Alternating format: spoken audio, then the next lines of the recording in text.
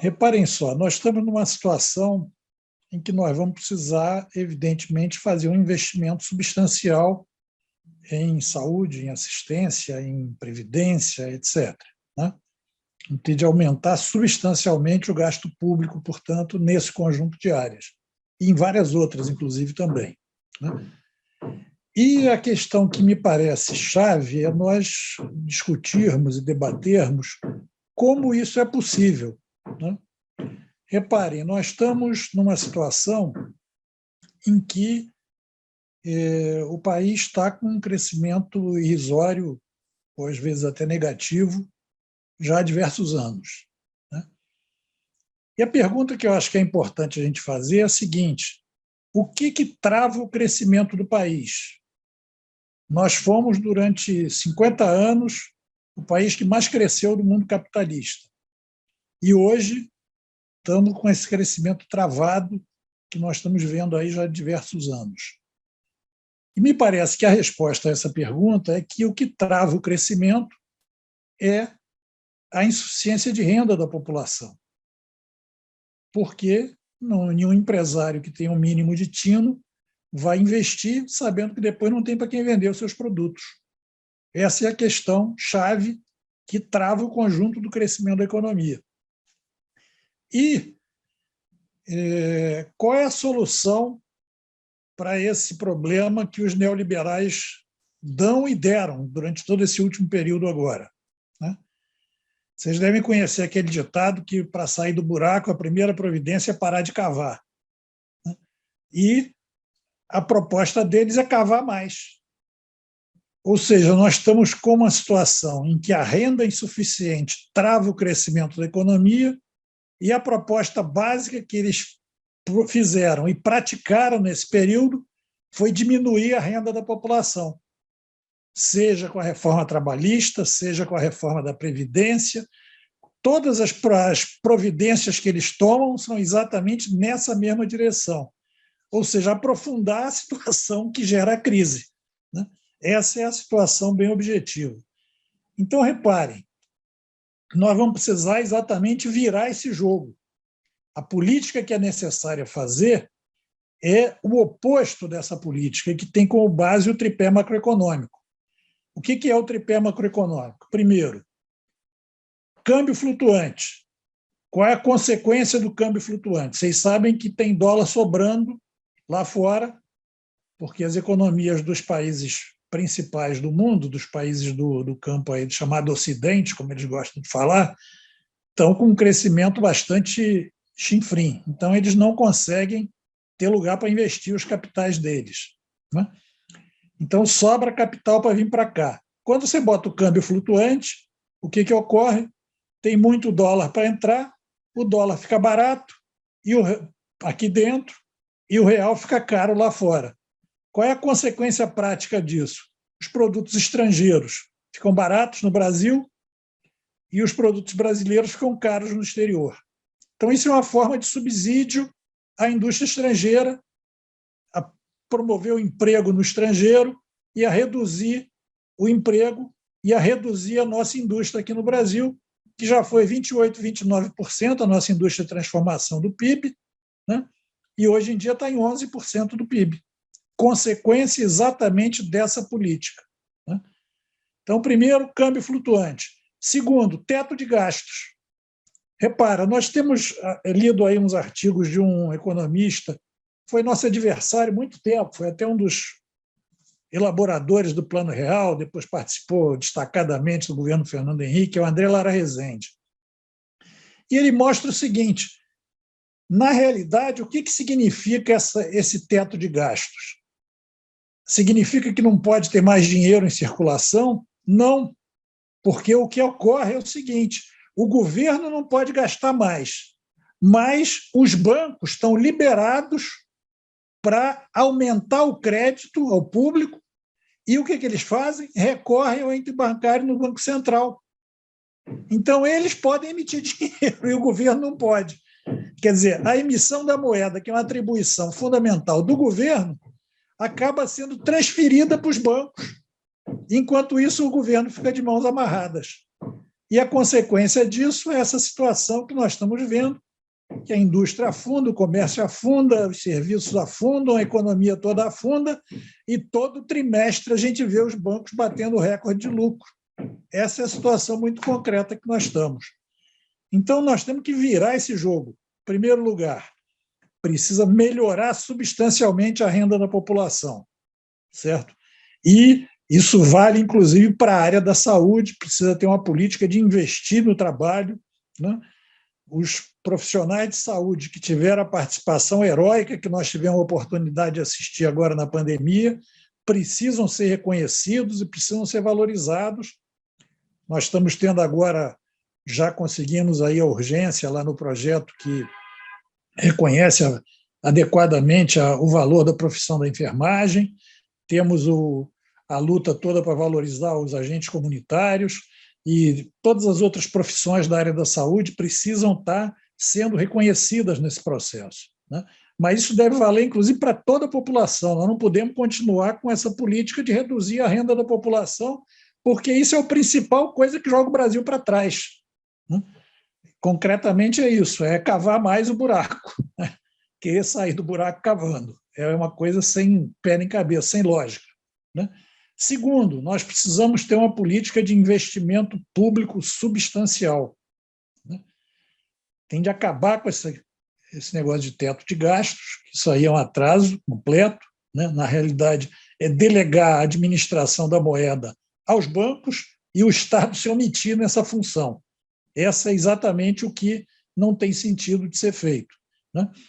E vamos ter uma política de investimento público, tanto nessas áreas de atendimento social, quanto num projeto de recuperação da indústria brasileira, porque o Brasil sofreu uma desindustrialização violenta.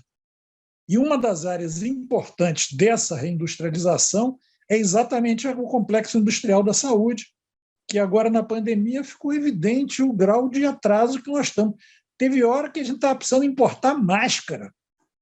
Ora, pela madrugada, qual é a grande tecnologia que tem uma máscara para ser feita? Tenha paciência. Isso é uma coisa ridícula. E nós estávamos precisando importar máscara, né? Nós temos, por exemplo, para vocês terem ideia, equipamentos na área da saúde. O Brasil não tem uma fábrica de produzir aparelho de raio-x, que é uma coisa que deve ter uns 70 anos, pelo menos, que tem tecnologia, acho que mais até, de que essa tecnologia existe, né? E o Brasil não produz, tem de importar os equipamentos de raio-x que precisa. Não estou nem falando de ressonância e outras coisas mais, que também precisam ser enfrentadas, todas essas questões, né? Então, tudo isso implica em ter uma política, primeiro, de investir em ciência e tecnologia, né? Investimento em ciência básica em todo o mundo é feito pelo governo, não existe investimento privado praticamente em ciência básica. Na ciência aplicada, aí pode ser combinado, pode ser uma parceria, né? Mas é necessário que todas as áreas que haja lacunas importantes, o governo tenha a possibilidade de investir também nessas áreas de ciência, né? Isso é indispensável para poder o país progredir nessa área e ter, inclusive, tecnologia para fazer desenvolvimento nessa área da indústria de saúde, né? Então, primeiro isso. E segundo, também na questão da execução propriamente industrial, né?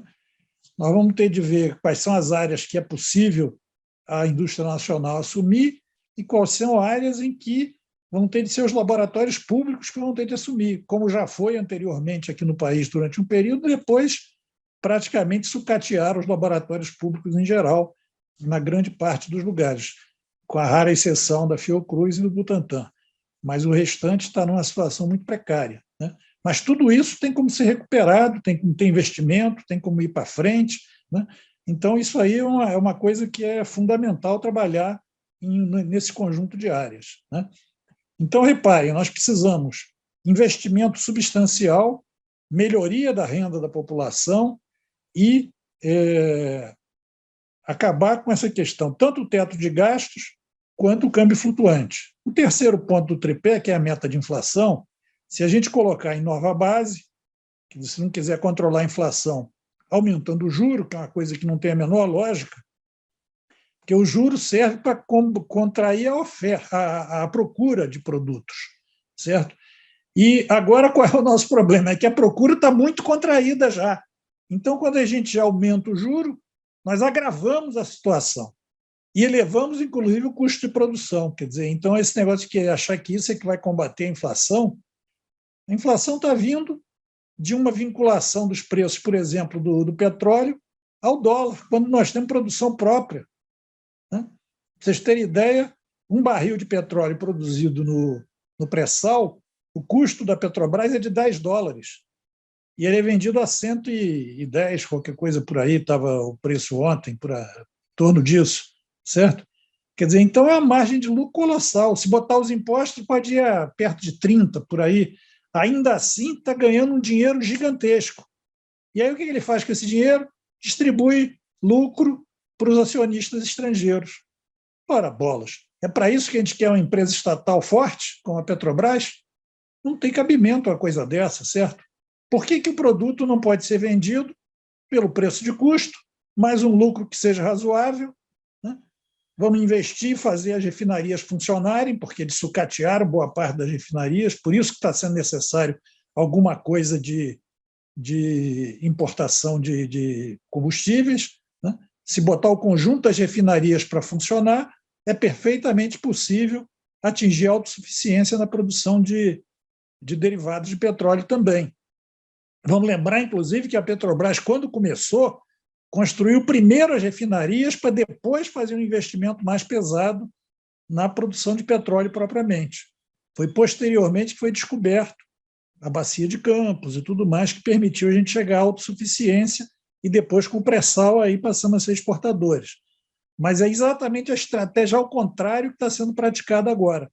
Então, não tem a menor lógica que o preço do petróleo aqui seja o preço internacional, porque tem 10% do nosso consumo que precisa ser importado, porque o petróleo nosso é de um tipo diferente do outro, etc. e tal. Então, computa 10% no preço total do preço internacional e 90% do preço nacional. E não o que eles estão fazendo, que é botar 100% do preço internacional e tirar o couro da população brasileira, como está sendo feito agora. Né? Em que já foi falado o preço do gás, o preço do diesel, o preço da gasolina, por aí vai. Né?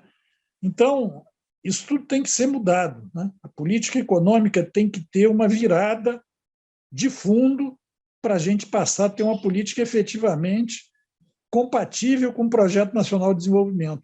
E é isso que, em grande parte, permite, inclusive, fazer melhorias substanciais também no SUS.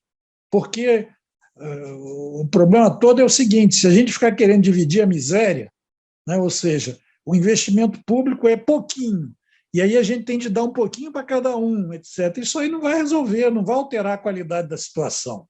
Nós temos que mudar a lógica com que está sendo trabalhada essa questão e passar, portanto, a ter um quadro de possibilidades de investimento público muito maior do que é feito agora.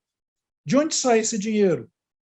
Repare, em primeiro lugar, não vamos pagar esse juro absurdo. Né?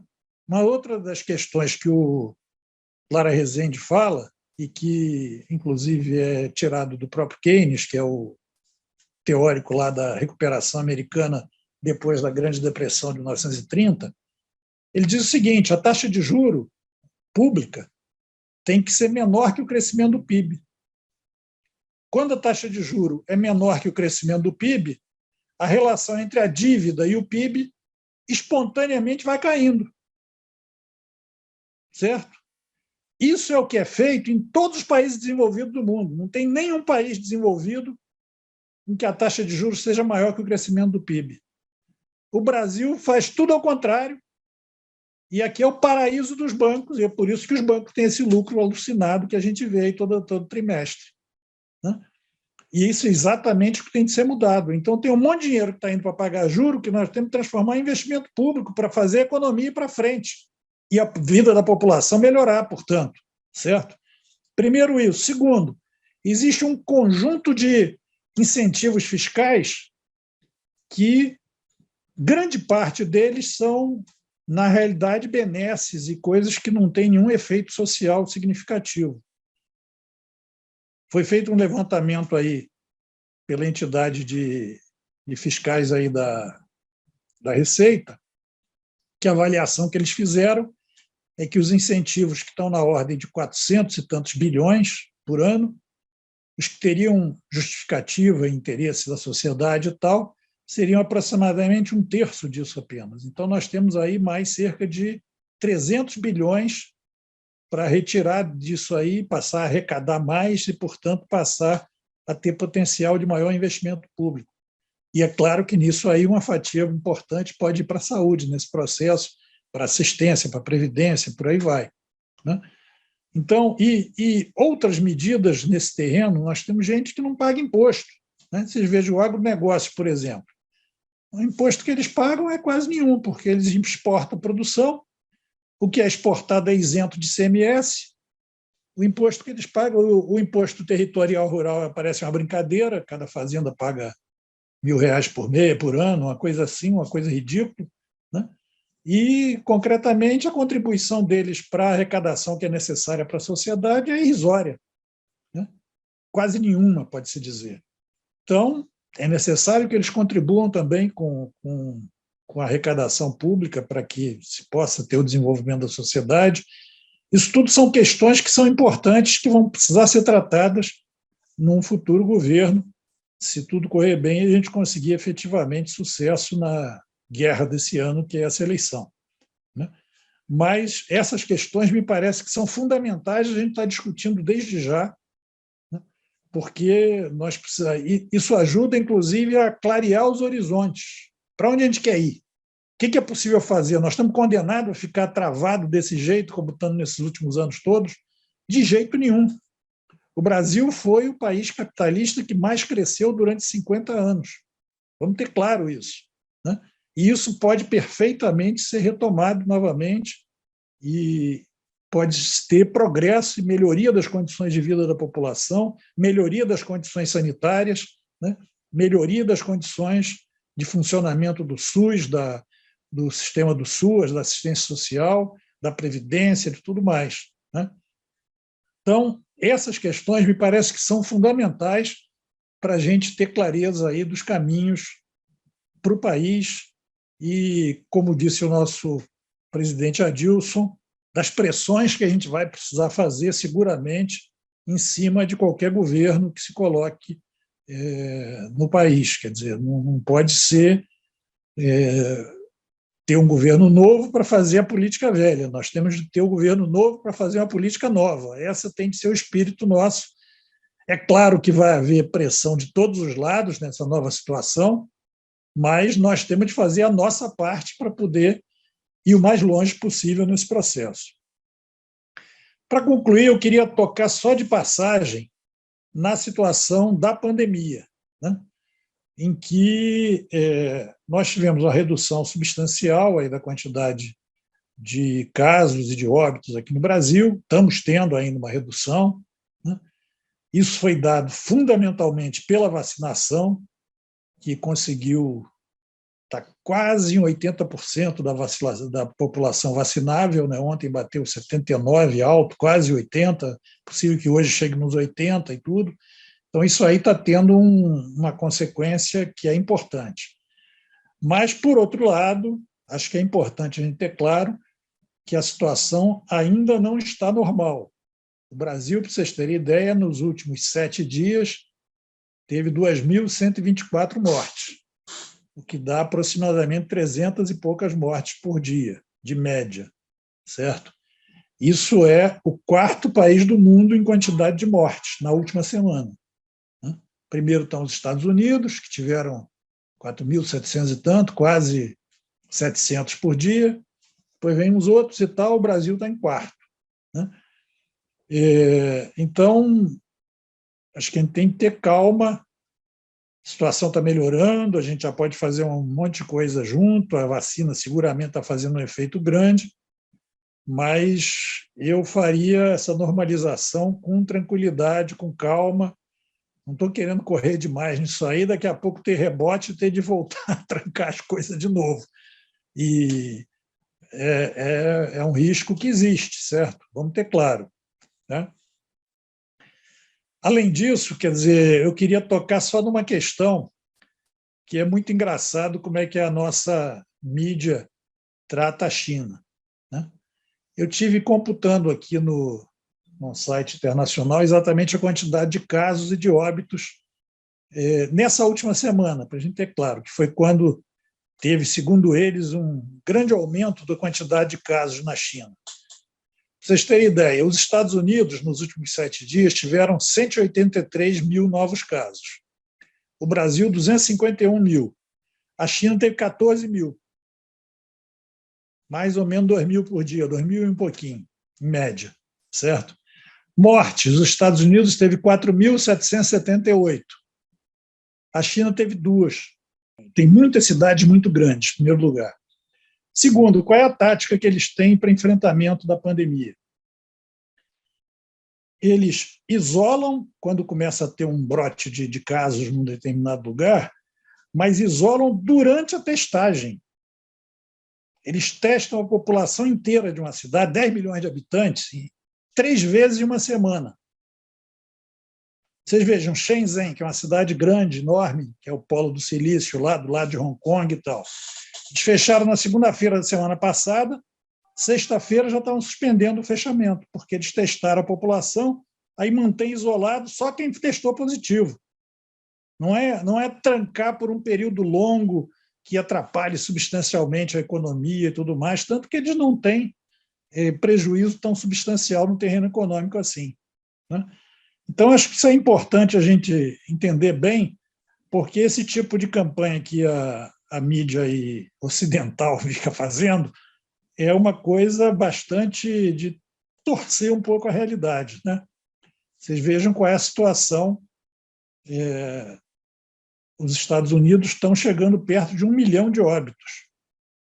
A China tem 4 mil e pouco, e a população da China é mais de 4 vezes maior que a dos Estados Unidos. Quer dizer, então, são tratamentos completamente diferentes num lugar e no outro, e, apesar disso, eles ficam tentando achar defeito no que está sendo feito certo, corretamente, nesse caso, né? Então, eu queria tocar só um pouquinho nessa questão para que a gente se situasse um pouco aí nesse quadro da pandemia mundial e tivesse clareza de não embarcar nessas conversas fiadas que de vez em quando aparecem.